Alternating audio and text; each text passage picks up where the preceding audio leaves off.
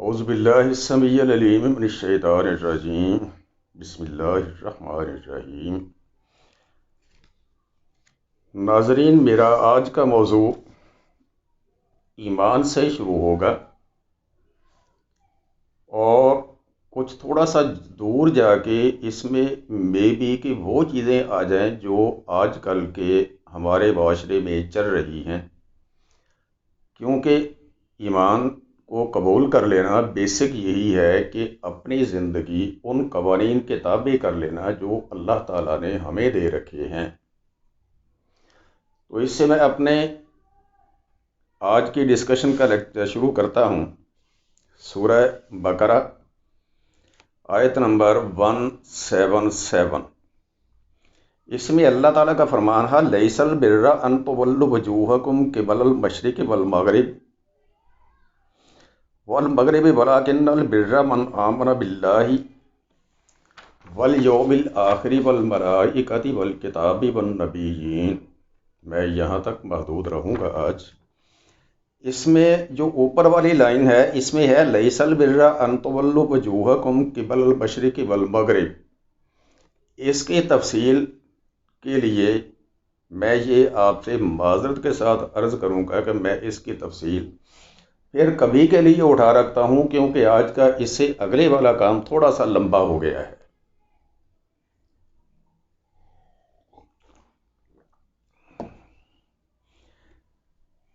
میرا آج کا ترجمہ شروع ہوگا وَلَٰكِنَّ الْبِرَّ مَنْ آمَنَ بِاللَّهِ۔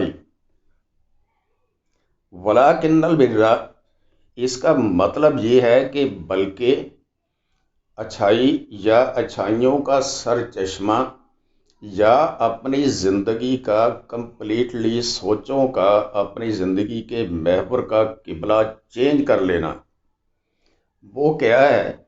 وہ یہ ہے من آمن باللہ، جو بندہ اللہ تعالیٰ پر ایمان لے آئے گا۔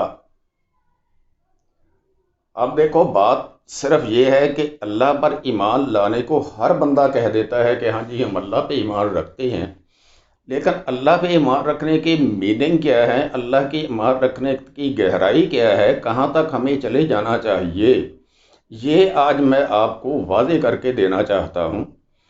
تو یہاں سے صرف یہی عرض ہے کہ وَلَٰكِنَّ الْبِرَّ مَنْ آمَنَ بِاللَّهِ، بلکہ اچھائی کا سر چشمہ یہ ہے کہ جس بندے نے اللہ تعالیٰ پہ ایمان قائم کر لیا، والیوم الآخر، اس کے دو میننگ مفکرین کرتے ہیں، ایک تو آنے والا دن، اور دوسرے لوگ اس کو لکھتے ہیں قیامت کا والا دن۔ دونوں ہی صحیح ہیں، کیونکہ آنے والا دن کل کا بھی ہو سکتا ہے، کل کے 1000 دن آگے سے بھی ہو سکتا ہے، قیامت والے دن کو بھی ہم آنے والا دن ہی کہتے ہیں۔ قرآن پاک میں یہ ٹرم بڑی فرینکلی یوز ہو چکی ہے۔ والملائکۃ، اور اللہ تعالیٰ کے وہ فرشتے یا وہ قوتیں جو اللہ تعالیٰ کا سارا نظام چلاتی ہیں، کائنات کا نظام چلانے کے لیے اللہ تعالیٰ کو قوتیں درکار ہیں جو اللہ کے حکم کے تابع رہتی ہیں۔ فسبح بحمد ربک، جو اللہ تعالیٰ کے ہر حکم کے لیے ہر وقت تیار رہتی ہیں۔ یہ وہ لوگ ہیں جنہیں کولیکٹیولی ہم عربی میں ملائکہ کہتے ہیں، ہم لوگ اردو میں اس کو فرشتے کہہ لیتے ہیں۔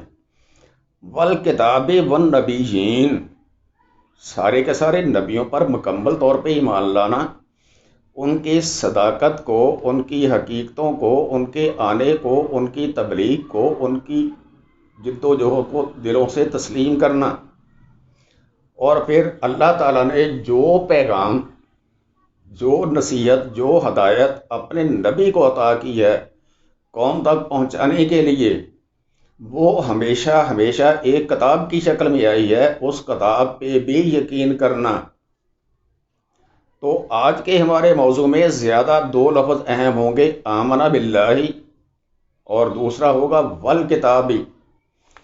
اب یہاں پہ آتے ہیں آمنہ باللہ، ہم نے یہ مان لیا ہے کہ اللہ ایک ہے، لا الہ، کوئی معبود نہیں ہے ما سوائے اللہ کے، اس میں صرف یہ ہے کہ ہم نے پہلے تو اپنے دل سے ان سارے معبودان باطل کو نکالنا ہے جن کا ہمارے دل میں کبھی خیال آ جاتا ہے، یا بعض لوگ جو معبودان باطل کے پیچھے ہی لگے رہتے ہیں۔ میں مسلمانوں کو کچھ نہیں کہہ رہا ہوں، میں ان کے لیے یہ لفظ کہہ رہا ہوں جو مسلم نہیں ہیں، جو اللہ پر ایمان نہیں رکھتے ہیں، جو مشرکین ہیں یا کسی اور چیز کو یا آگ کی پرستش کرتے ہیں، ان کی طرف سے کہہ رہا ہوں، یا اللہ پر جو ایمان نہیں رکھتے، اللہ تعالیٰ کی الوہیت کو نہیں مانتے، اللہ تعالیٰ کی ربوبیت کو نہیں مانتے، ان کے لیے میں کہہ رہا ہوں کہ وہ جب اس چیز پہ ایمان لے آتے ہیں کہ ہم اللہ تعالیٰ پر ایمان لے آئے ہیں، تو ساتھ ساتھ ان ساری چیزوں کا اقرار کرنا اور دل سے تسلیم کرنا ان کے لیے لازمی ہو جاتا ہے۔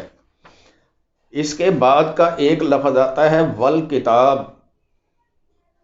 یہ کتاب یا کتابیں جو اللہ تعالیٰ نے ہر نبی کے تھرو ایک پیغام بھیجا ہے قوم کے لیے کہ جو انسان، جو بھی آدمی اللہ پر ایمان لائے گا، اللہ کے نبی پر ایمان لائے گا، پھر اس ایمان کو عملی شکل دینے کے لیے اس کے پاس رہنمائی کے لیے کون سی گائیڈ لائنز ہیں، وہ نبی علیہ الصلوۃ والسلام یا کوئی اس سے پہلے گزر جانے والے جتنے بھی انبیاء کرام علیہم السلام ہیں، ساروں کے پاس وہ پیغام ریٹن فارم میں آتا رہا ہے، اور وہ ریٹن فارم کو ہم کہتے ہیں کتاب۔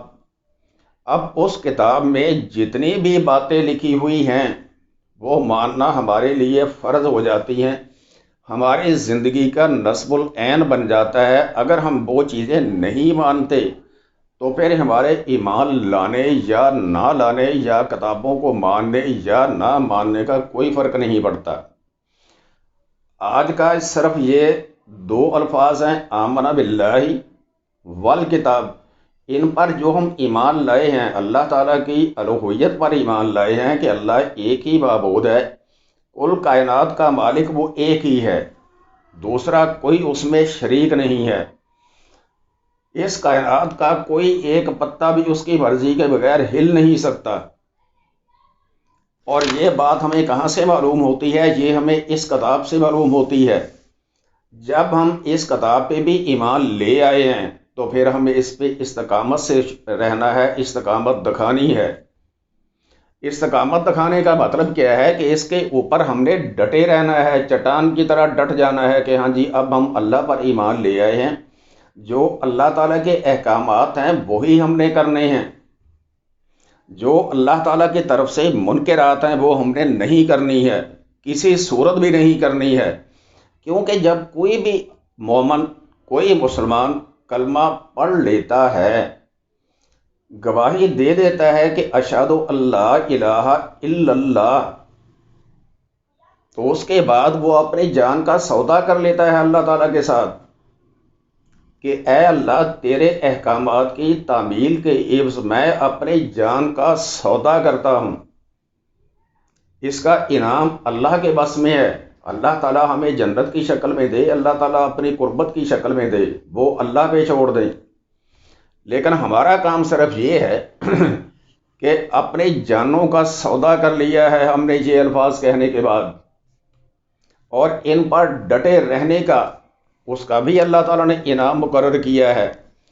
اس میں اللہ تعالیٰ کا فرمان ہے سورہ حامیم السجدہ، سورہ نمبر 41، اس کی آیت نمبر ہے 30۔ اللہ کا فرمان ہے ان الذین قالوا ربنا اللہ، جو لوگ یہ کہتے ہیں، یہ اقرار کرتے ہیں ربنا اللہ، اللہ ہمارا رب ہے، ثم استقاموا، اور پھر اس پر ڈٹے رہتے ہیں، پیچھے نہیں ہٹتے ہیں، کوئی خطرہ ہو، جان کو ہو، مال کو ہو، جس چیز کو بھی ہو، ہوتا رہے، ہم نے اسے پیچھے نہیں ہٹنا ہے۔ ثم استقاموا، جان کے خطرے کی بات زیادہ کی گئی ہے، اس میں شوق یا اپنی کوئی انجوائمنٹ، اس کی تو چیز ہی، یہ تو چیز ہی کوئی نہیں ہے، اس کی تو اہمیت ہی کوئی نہیں ہے دنیا میں۔ اس میں بات ہے کہ جب ہم نے کہہ دیا اشہد ان لا الہ الا اللہ، اس کے بعد اللہ تعالیٰ کے احکامات سے ہم نے پیچھے نہیں ہٹنا۔ ثم استقاموا تتنزل علیہم الملائکۃ، جو اس پر قائم رہتے ہیں اس پر پھر ہم نازل کرتے ہیں کیا؟ فرشتے۔ وہ فرشتے کس لیے آتے ہیں انسانوں پر؟ اللہ کے حکم سے آتے ہیں۔ اللہ کی رضا جب حاصل کر لیتا ہے کوئی انسان، اپنی جان، اپنا مال، اپنی دنیا، سب کچھ اللہ کی رضا پہ نچھاور کر دیتا ہے، اس وقت اللہ تعالیٰ انسان کو قبول کرتا ہے کہ ہاں یہ میرا بندہ ہے۔ اس کے لیے جب اس کے ڈٹے رہنے کا اللہ تعالیٰ کو یہ یقین ہو جاتا ہے کہ یہ بندے نے اپنی پختگی کا مجھے یقین دلا دیا ہے، پھر اللہ تعالیٰ کہتا ہے تتنزل علیہم الملائکۃ، کہ ہم اس پر اپنے فرشتے نازل کرتے ہیں۔ فرشتے کیا کرتے ہیں آ کے؟ اللہ تخافوا ولا تحزنوا، ان کو دنیا میں حوصلہ دیتے ہیں استقامت میں، اور ان کے پذیرائی دیتے ہیں، استقامت کو اور مضبوط کرتے ہیں کہ آپ نے کوئی غم نہیں کرنا، پریشان نہیں ہونا آپ نے۔ اللہ آپ سے خوش ہے، اور جس کام کی وجہ سے خوش ہے وہ صرف ہے کہ آپ نے اللہ کی رضا پہ عمل کیا ہے۔ اور پھر اس کے بعد وہ ابشروا بالجنت، اور اس کو بتاتے ہیں، خوشخبری دیتے ہیں کس چیز کی؟ اس جنت کی، جنت التی کنتم توعدون، اس جنت کی اسے خوشخبری دیتے ہیں جو کہ تمہارے لیے بنائی گئی ہے۔ یہ انعام ہے اللہ کی طرف سے۔ اگر ہم اللہ کو راضی کرنے میں کامیاب ہو جائیں تو اپنی جان اور مال کا سودا کر لیں۔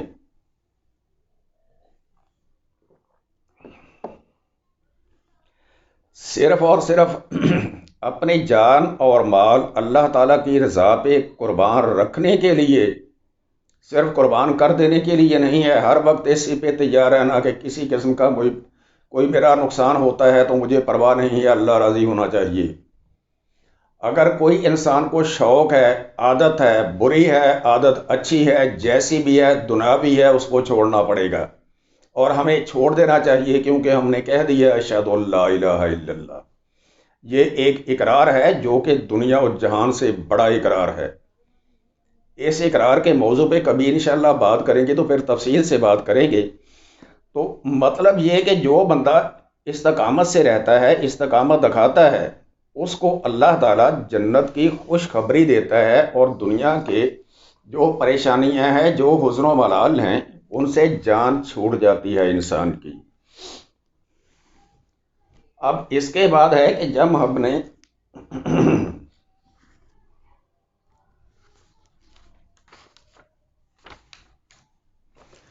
اللہ تعالیٰ سے اپنی جان و مال کا سودا کر لیا ہے، اس پہ استقامت دکھا دی ہے، اور اس پہ استقامت سے رہنے کا وعدہ کر لیا ہے، تو پھر آگے کیا چیز ہے؟ اب یہ چیز آتی ہے کہ جو اللہ تعالیٰ کے قوانین اس کتاب میں ہمارے لیے بتائے گئے ہیں، کیونکہ پہلی آیت جو پڑھی ہے اس میں ہے من آمن باللہ، اور پھر اس کے بعد میں نے آج کا لفظ منتخب کیا ہے والکتاب، اور یہ کتاب ہے وہ جو ہمارے لیے ہے، مسلمانوں کے لیے ہے، اور ہمارے اس وقت سامنے پڑی ہوئی ہے۔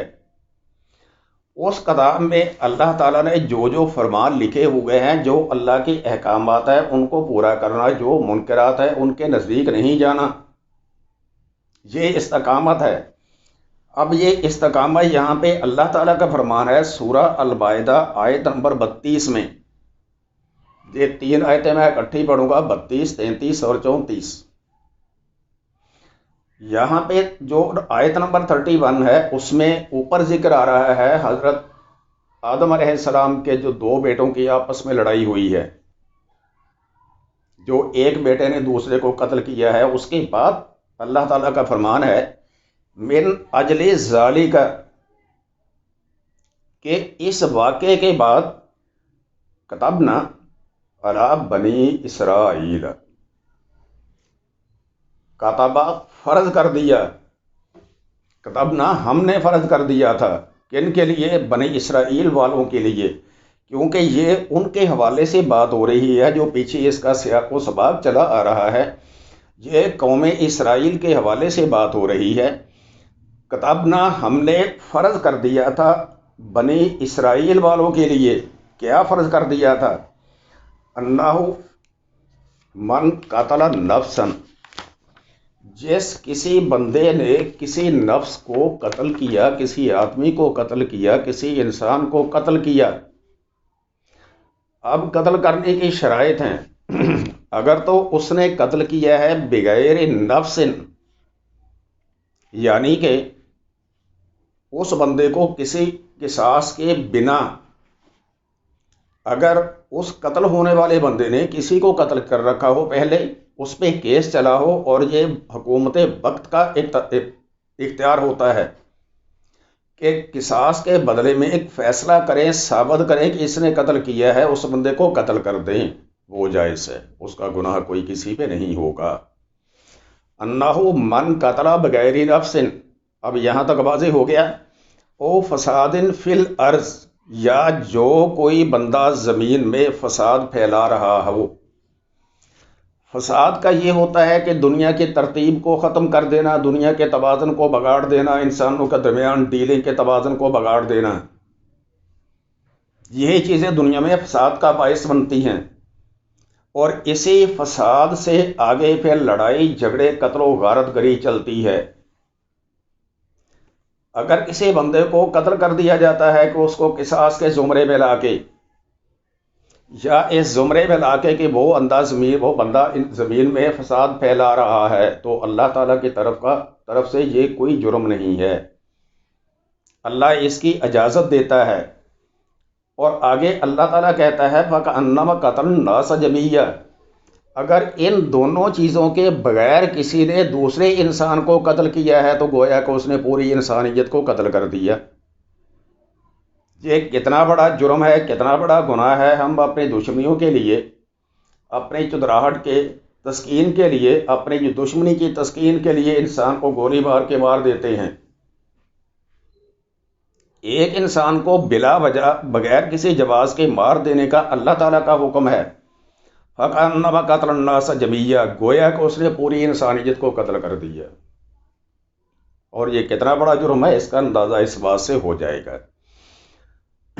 وَمَنْ أَحْيَاهَا، اور جس کسی بندے نے کسی کی جان بچائی، اس میں دو صورتیں آ جاتی ہیں۔ ایک تو ہے کہ بلا وجہ کسی انسان کو قتل نہیں کیا، دوسری صورت یہ آ جاتی ہے کہ اگر کسی انسان نے کسی قتل ہوتے ہوئے یا کسی مرتے ہوئے انسان کو بچایا تو کیا ہے؟ فَكَأَنَّمَا أَحْيَا النَّاسَ جَمِيعًا، گویا کہ اس نے پوری انسانیت کو بچا لیا۔ قتل کرنے سے پوری انسانیت کو قتل کر دیا، بچانے سے ایک جان کو صرف بچانے سے پوری کائنات کو، پوری دنیا کے انسانوں کو بچا لیا۔ اب یہاں پہ میں تھوڑا سا بحث کے لیے رکتا ہوں۔ پچھلے دنوں ایک واقعہ ہوا ہے فیصل آباد میں، ایک جوان بچہ موٹر بائک پہ جاتے ہوئے گلے پہ پتنگ کی داتی ڈور پھرنے کی وجہ سے فوت ہو گیا ہے، اللہ کو پیارا ہو گیا ہے۔ ناظرین، اگر اس واقعے کو سوچا جائے، میں نے جس دن سے یہ سنا ہے میرے دل میں یہ واقعہ چھری کی طرح چبھا ہوا ہے کہ ایک انسان کی ہماری زندگی میں قدر و قیمت ہی کوئی نہیں ہے کہ محض اپنا شوق پورا کرنے کے لیے پتنگ بازی کا داتی ڈور استعمال کرتے ہیں کہ جی ہمارا شوق ہے۔ ایک انسان جو ہے وہ بیچارہ دنیا کو چھوڑ جاتا ہے، اور جس طرح سے اس کا خون بہتا ہوا دکھایا گیا ہے اس سڑک کے اوپر، کبھی آپ نے زندگی میں انسانوں کا خون اس بے دردی سے بہتے ہوئے دیکھا ہے؟ اب اس چیز کو اگر لیا جائے کہ اس بچے کو بغیر کسی وجہ کے اس داتی ڈور کے شوقین بندے نے قتل کیا، اس کے بارے میں اللہ تعالیٰ کا فرمان ہے فَكَأَنَّمَا قَتَلَ النَّاسَ جَمِيعًا، گویا کہ اس نے पूरे इंसानों को कत्ल कर दिया, पूरी दुनिया के इंसानों को इज्तमाई तौर पे कत्ल कर दिया। अब अल्लाह के यहाँ पे फरमान क्या है कि किसी को कत्ल नहीं करना। दूसरा हुक्म क्या है कि कत्ल होते हुए या मरते हुए इंसान की जान बचानी है। अब यहाँ पे मैं आता हूँ कि हमारे मुसलमानों का और गैर मुसलमानों का ज़रा कंपैरिजन करके देखो। अल्लाह ताला यहाँ पे कहता है कि मन अहयाहा, जिस किसी ने भी एक इंसान की जान बचाई। यहाँ ये तखसीस नहीं है कि कोई मुसलमान हो या गैर मुस्लिम हो। मन अहयाहा, जिसने भी जान बचाई, फ़कान्नमा हजन्नासा जमिया, गोया कि उसने पूरी इंसानियत की जान बचाई। अब मैं हमारे फी ज़माना मुआशरे में चलती हुई चीज़ की बात करता हूँ। बीए का डॉक्टर मैं तो टोक अल्फाज में कहता हूँ कि हमारे पाकिस्तान में आजकल हर तीसरा चौथा बंदा इंसुलिन लगाता है, शुगर के मर्ज में मुब्तला है। कभी आज तक किसी ने सोचा है कि रोज़ाना इंसुलिन लगने से कितने इंसानों की जान बचती है? और इंसुलिन को बनाने वाले कौन थे? डेनमार्क के दो लोग थे, दोनों डॉक्टर थे, दोनों पढ़े लिखे इंसान थे, तजर्बे कर रहे थे एक कुत्ते के ऊपर। उस कुत्ते के ऊपर तजर्बा करते हुए उन्होंने इंसुलिन ईजाद की है, जो पिछली सदी के अवाइल का वाकया है। उस इंसुलिन से उन्होंने फिर उसको आगे कमर्शलाइज किया है, मार्केट में आया है। हमारे मुल्क में कितने लोग हैं जो डेली इंसुलिन लगाते हैं? अगर वो इंसुलिन ना लगाए वो मर जाते हैं या नहीं मरेंगे? ये किसी डॉक्टर से पूछो, ये किसी घर वाले से पूछो जिसकी माँ या जिसका बाप इंसुलिन लगाता है। क्या वो बंदे मन अहयाहा के जुमरे में आते हैं या नहीं आते? और एक हमारा मुसलमान है, अपनी पतंग उड़ाने के शौक में दाती डोर इस्तेमाल करते हुए अच्छे खासे चलते हुए इंसान की जान ले लेता है।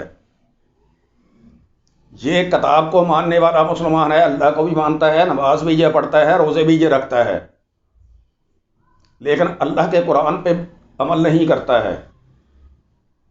मुस्लिम बेहतर है या गैर मुस्लिम बेहतर है? बहुत पहले की बात है, जब हम छोटे छोटे हुआ करते थे, हमारे ताया जी हमारे अब्बा जी बात सुनाया करते थे, वो फला आदमी था हमारा एक अजीज, उसको नमोनिया हो, वो मर गया। पिछली सदी की बात है, कोई 60-70 के दहाके की बात है ये। फलां शख्स को डबल नमोनिया हो गया, वो मर गया। बीए का डॉक्टर मैं क्लेम करता हूँ, आजकल नमोनिया से शाज़ो नादरी ही किसी की बहुत किस्मत हरी हुई हो तो वो मर जाता है, वरना नमोनिया आउटडोर में ही ट्रीट हो जाता है। बंदा आता है, ट्रीटमेंट दे के भेजते हैं, 3 दिन बाद ठीक होता है, वो चलता फिरता है, अपने सारे काम करता है। थोड़ी सी एक सोचने की बात है कि जो एंटीबायोटिक्स है वो बनाए किसने हैं? अलेक्जेंडर फ्लेमिंग ने बनाए हैं, ही वाज नॉट अ मुस्लिम। और उसके एंटीबायोटिक जो उसने बना रखे हैं, उसके एंटीबायोटिक बनाने से रोज़ाना कितने लोगों की जान बचती हैं? कभी अस्पतालों के सर्वे करके देखो। हमारा मुसलमान या हमारा इस्लाम में लोगों ने एक्सपेरिमेंट करने को गुनाह करार दे दिया है। ये भी एक एक्सपेरिमेंटल प्रूफ होता है कि जाके देखो भी, हाँ जी फलां बंदा क्या कर रहा है, ये अच्छा काम कर रहा है या गलत काम कर रहा है, उसके नतायज क्या आ रहे हैं। उन नतायज को स्टडी करना कहीं भी गुनाह नहीं है और कहीं ममनू नहीं है और बड़े आराम से किया जा सकता है। अब जितनी जानें अलेक्जेंडर फ्लेमिंग बचाता है डेली पूरी दुनिया में, उसका सवाब किसको जाता है, सिला किसको मिलता है? आज से 50-60 साल पहले आम सी बात थी, क्या हुआ जी, हार्ट अटैक हुआ, बंदा मर गया, मर जाते थे लोग, क्लियर कट सी बात है। लेकिन आजकल सूरत हाल क्या है? हमारे ही शहर फैसलाबाद में FIC बना हुआ है, हार्ट अटैक होता है, बंदे को वहां लेके जाते हैं, बंदे को इंजेक्शन लगता है स्ट्रेप्टोकाइनेस, 2 घंटे बाद बंदा फ्रेश बातें कर रहा होता है, 3 दिन के बाद बंदा घर का काम कर रहा होता है। किसी को ज्यादा मसला है तो उसको स्टेंट डाल देते हैं, जो प्लास्टिक कर देते हैं, स्टेंट डालता है, बंदा 24 घंटे बाद काम करना लग जाता है। अब ये स्टेंट और स्ट्रेप्टोकाइनेज किसने बनाया हुआ है اور داتی ڈور کس نے بنائی ہوئی ہے؟ میں نے جس دن اس بچے کو دیکھا ہے میرے گلے میں ایک پھانس ہے کہ یار کوئی مسلم، کیا ہم کلیم کر سکتے ہیں کہ داتی ڈور چلانے والے بندے مسلم ہیں؟ اب داتی ڈور کا صرف یہ نہیں ہے کہ ایک بندہ مجرم ہے، یہ پیسے سے جہاں سے بنتی ہے، جہاں سے اس کا میٹیریل بنتا ہے، اس کا کہیں نہ کہیں خام مال تو بنتا ہے نا آخر، وہاں سے خام مال آتا ہے جن جگہوں پہ یہ بنتی ہے ڈور، پھر یہ ڈور کے پروسیس بنتے ہیں، سارے لوگ کتنے لوگ انوالو ہوتے ہیں، اور ایٹ دا اینڈ کیا ہوتا ہے؟ ایک انسان زندگی سے ہاتھ دھو بیٹھا ہے۔ اب اس انسان نے اللہ تعالیٰ کی ان آیات کی تکذیب کی ہے یا نہیں کی؟ اسی قرآن میں اللہ تعالیٰ کا فرمان ہے اطیعوا اللہ واطیعوا الرسول واولی الامر منکم، اور جن لوگوں کا حکم چلتا ہے جو صاحب اقتدار ہیں ان کا کیا حکم ہے کسی چیز کے بارے میں؟ پتنگ بازی ہماری حکومت نے منع کر رکھی ہے، یہ اولی الامر منکم کے زمرے میں آتا ہے کہ جو حکومتیں وقت آرڈر کرتی ہے کہ بندوں نے یہ کام کرنا ہے یہ نہیں کرنا ہے، اگر ہم وہ مانیں گے تو قرآن کے مطابق ثواب کمائیں گے، نیک کام کریں گے، عمل صالح کریں گے۔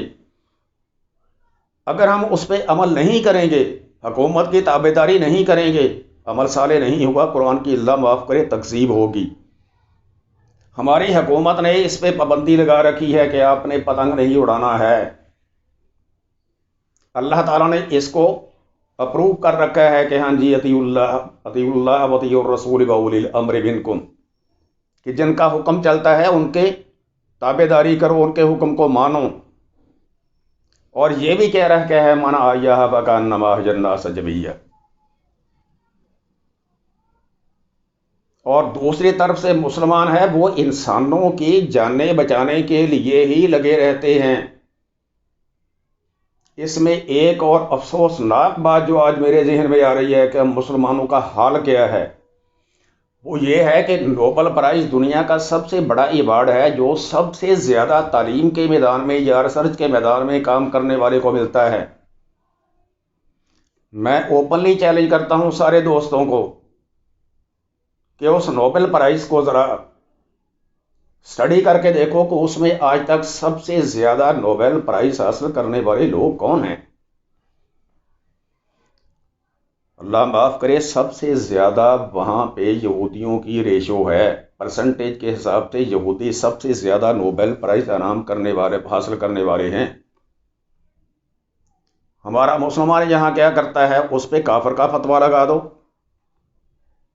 اس کو داتی ڈور بنا کے دے دو، اس کو اسلحہ بنا دو۔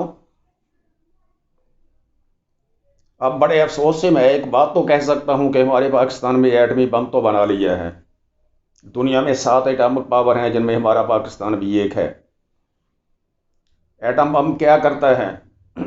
انسانوں کو مارنے کے کام آتا ہے۔ مزہ تو جب ہے کہ ہم اس ایٹامک پاور سے ایسے کام کریں جو اسی انسانیت کی جان بچائیں، پھر ہم اس آیت کو اتباع بھی لے کے آئیں گے کہ ہاں جی ہم اس کی تابع داری کر رہے ہیں۔ جب تک ہم اس کا اتباع نہیں کرتے ہیں، یہ کام نہیں کرتے ہیں، تب تک ہمارے بچے بھی کرتے رہیں گے۔ 1 2 4 نہیں، سینکڑوں کیسز ہم میں نے اپنی زندگی میں ٹیلی ویژن پہ دیکھے ہیں، لیکن ایک کیس ہوتا ہے 2 4 دن افسوس ہوتا ہے، پھر وہی کا وہی ہوتا ہے۔ میری اہل اقتدار سے یہ گزارش ہے کہ اگر کوئی کیس ہو گیا ہے تو اس کو پلیز پلیز اللہ کے حکم کے مطابق اس کو کسی سرے تک پہنچاؤ، وگرنہ یہ بار بار ہوتے رہیں گے۔ اب میں یہ پڑھ کے بتاتا ہوں کہ اللہ کا حکم کیا ہے اس کے بارے میں۔ اللہ تعالیٰ اس سے اگلے آیت میں فرماتا ہے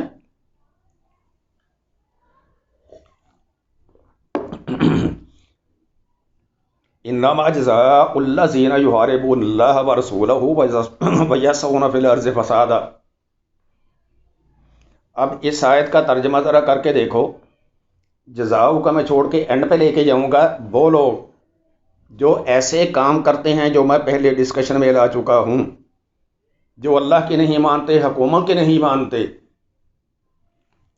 ان لوگوں کے بارے میں اللہ تعالیٰ نے فرمایا ہے کہ یہ لوگ وہ ہیں یحاربون اللہ ہے، جو اللہ تعالیٰ سے جنگ کرتے ہیں، اللہ معاف کرے۔ کوئی انسان کوئی مخلوق اپنے خالق سے جنگ کر سکتی ہے؟ لیکن ہم اس سے بھی گئے گزرے ہیں۔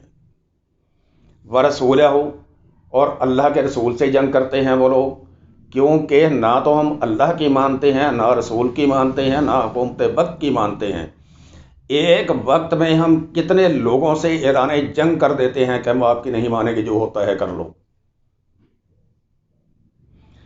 وَيَسْعَوْنَ فِي الْأَرْضِ فَسَادًا، اور اس کوشش میں لگے رہتے ہیں کہ دنیا میں فساد پھیلایا جائے، اس زمین پر فساد پھیلایا جائے۔ اب یہاں پہ پہلی باری آیا میں یہاں پہ اللہ تعالیٰ نے کہا ہے او فساد فی الارض، یا وہ لوگ واجب القتل ہیں جو زمین پر فساد پھیلاتے ہیں۔ یہاں پہ وہی بات اللہ تعالیٰ نے دہرائی ہے کہ ان لوگوں کی جزا یا سزا کیا ہونا چاہیے جو اللہ سے اور اللہ کے رسول سے جنگ کرتے ہیں۔ وَيَسْعَوْنَ فِي الْأَرْضِ فَسَادًا، اور یا وہ لوگ جو زمین پر فساد پھیلاتے ہیں۔ اب یہ کلیئر کٹ انسانوں کی تخصیص کر دی ہے کہ ان لوگوں کو ہم نے سزا دینی ہے۔ پتنگ باز، ڈور بنانے والا، ڈور استعمال کرنے والا، ڈور بیچنے والا، سارے کے سارے اس کیٹیگری میں آ جاتے ہیں۔ اللہ نے کیا حکم دیا ہے؟ اَن یقتلوا، یا تو ان کو قتل کر دو، او یصلبوا، یا ان کو پھانسی لگا دو، سولی چڑھا دو، صلیب کر دو ان کو۔ یہ اللہ کا فرمان ہے، میری اپنی طرف سے الفاظ نہیں ہیں۔ سورہ مائدہ آیت نمبر 33۔ او تقطع ایدیہم وارجلہم من خلاف، یا ان کے مخالف سمت کے ہاتھ کاٹ دیے جائیں۔ رائٹ ہینڈ کاٹنا ہے تو لیفٹ پاؤں کاٹ دو، رائٹ پاؤں کاٹنا ہے تو لیفٹ ہینڈ کاٹ دو۔ 3 سزائیں اللہ تعالیٰ نے بتائی ہیں۔ یہ میرا ارباب اقتدار سے مشورہ ہے، ان سے میری ریکویسٹ ہے کہ ان سزاؤں کو غور سے سنیں۔ او ینفو من الارض، یا ان کو اس سرزمین سے نکال دو، یعنی کہ ان کو جلا وطن کر دو۔ ذالک لہم خزی فی الدنیا، یہ ان کے لیے دنیا کی ذلالت ہے، رسوائی ہے۔ یہ جو سزائیں اوپر بتائی گئی ہیں یہ اللہ تعالیٰ کی بتائی ہیں، اور یہ سزائیں بڑے غور سے سمجھنے والی بات ہے۔ اللہ تعالیٰ نے کلیئر کٹ کہا ہے کہ یہ ان کے لیے دنیا کی رسوائی ہے جو وہ دنیا میں اٹھائیں گے۔ وَلَهُمْ فِي الْآخِرَةِ عَذَابٌ عَظِيمٌ، اور آخرت میں ان کے لیے ایک قائم رہنے والا، دائمی قائم رہنے والا عذاب ہوگا۔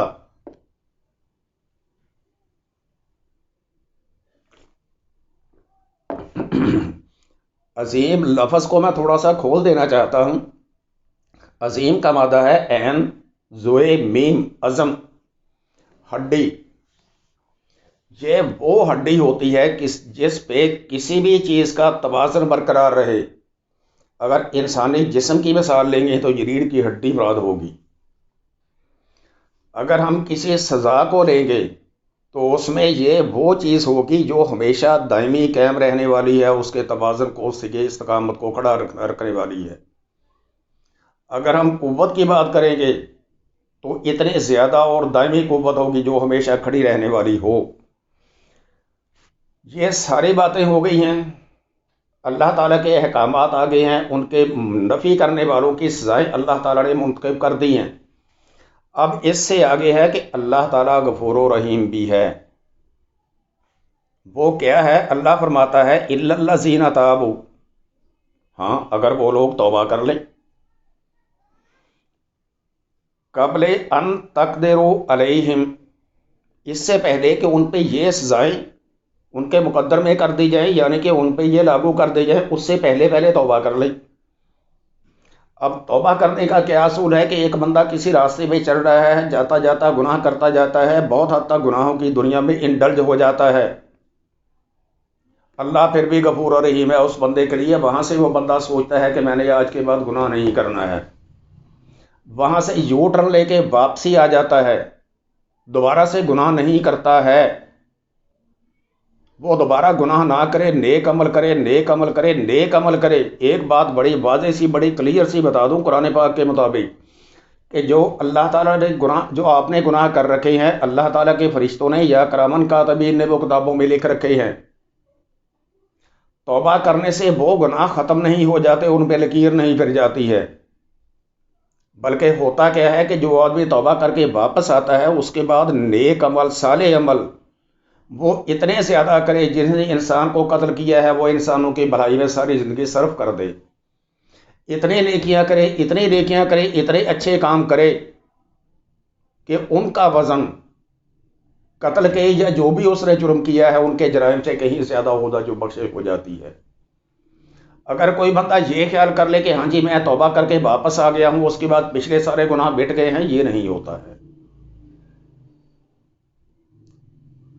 اعمال کا وزن آپ کو نظر آئے گا آخرت میں جا کے، یہ ایک الگ موضوع ہے، اس پہ بعد میں بات کریں گے۔ فَاعْلَمُوا، بس تم یہ تو جانتے ہی ہو، ان اللہ غفور الرحیم، کہ اللہ تعالیٰ بخشنے والا بھی ہے اور رحیم بھی ہے۔ میرا پیغام سمجھنے والوں کے لیے تھا، میں دعا کرتا ہوں اللہ تعالیٰ اس کو ہر بندے کو سمجھنے کی توفیق عطا فرمائے۔ میرا پیغام ختم ہوا۔ اللہ حافظ۔